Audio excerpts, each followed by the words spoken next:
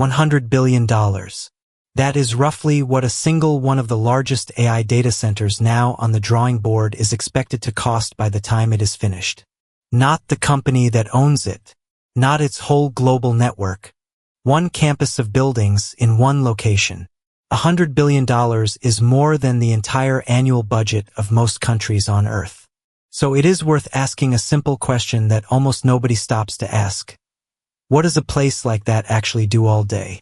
What are you paying $100 billion for? From the outside, the answer is disappointing. An AI data center looks like nothing. A cluster of huge, windowless, gray boxes, usually somewhere with cheap land and cheap power, ringed by fences and fat electrical lines.